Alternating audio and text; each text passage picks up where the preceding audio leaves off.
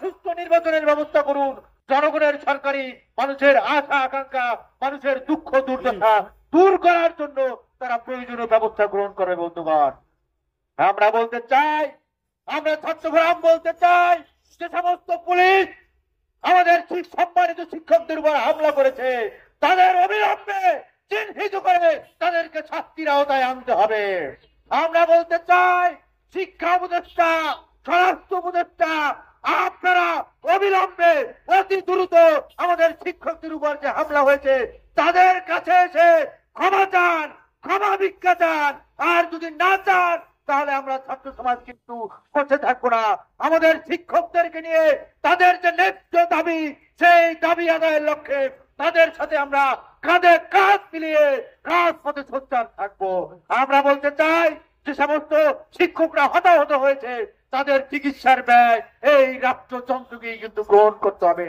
রাষ্ট্রযন্ত্র তাদের চিকিৎসার ব্যয় বহন করবে, রাষ্ট্রযন্ত্রের মাধ্যমেই তাদের চিকিৎসা হবে, সেই আমরা দাবি জানাচ্ছি। বন্ধুগণ, বন্ধুরা আমার, গতকাল রাতে আরো একটি অনাকাঙ্ক্ষিত ঘটনা ঘটেছে।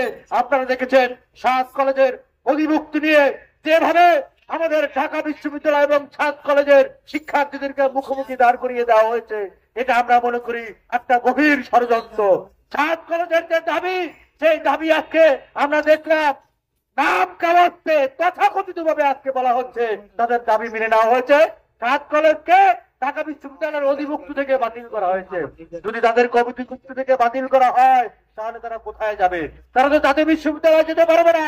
তাদের জন্য কি আলাদা বিশ্ববিদ্যালয় করা হবে? না তাদের পরবর্তী পদক্ষেপ কি হবে? তাদের পরবর্তী শিক্ষাক্রম কোন প্রক্রিয়ার মধ্যে হবে, কোন প্রক্রিয়ার মধ্যে হবে, সেই রকম কোন বক্তব্য, সেই রকম কোন রূপরেখা আমরা দেখতে পাই নাই। আমরা বলতে চাই, অবিলম্বে 7 কলেজের যে সমস্যা, সেই সমস্যা আপনারা নিরসন করুন। 7 কলেজের যে সমস্যা, এই সমস্যা কিন্তু নতুন নয়। সেই শেখ হাসিনা সরকার এই সমস্যার সূত্রপাত করে গেছে। সেই সমস্যা অবিলম্বে আপনারা নিরসন করুন। সেই সমস্যা যদি আপনারা নিরসন করতে না পারেন, ছাত্র সমাজ কিন্তু আপনাদের চোখে চোখ রেখে কথা বলবে। আপনাদের কিন্তু যে ক্ষমতা, সেই ক্ষমতা থেকে আপনাদেরকে নামিয়ে ছাত্র সমাজ কিন্তু তাদের উপযুক্ত শাসন ব্যবস্থা বাংলাদেশে কায়েম করবে। বন্ধুরা আমার, আমরা পরিশেষে বলতে চাই, আজকে সমাজে যে অসঙ্গতি, এই অসঙ্গতিগুলোতে দূর করার জন্য সরকারের প্রয়োজনীয় ব্যবস্থা গ্রহণ করা উচিত। আমাদের শিক্ষকদেরকে আমরা দেখেছি যে 26,000 মানে বেসরকারি রেজিস্ট্রারি প্রাথমিক বিদ্যালয়গুলোকে সরকারি করা হয়েছে, কিন্তু ইবতেদায়ী মাদ্রাসাগুলোকে কিন্তু রেজিস্ট্রি করা হয় নাই। কত সংখ্যা, 6,000 7,000। এদের যদি আপনারা সরকারি অথবা জাতীয়করণ করেন তাহলে খুব একটা ক্ষতি হবে না। রাষ্ট্র এদের বেতন তো আর ডলার থেকে দিতে হয় না, এদের বেতন তো আর রেমিটেন্স থেকে দিতে হয় না, রাষ্ট্রের টাকা দিয়ে এদের বেতন মেটানো যায়। এটা খুব একটা সমস্যার বিষয় নয়। আজকে আমাদের মাদ্রাসার শিক্ষকদের যে দাবি, সেই দাবির সাথে ছাত্রগ্রাম একাত্মতা প্রকাশ করছি। আমরা বলতে চাই, তাদের যে প্রাণের দাবি, তাদেরকে জাতীয়করণ করা হবে।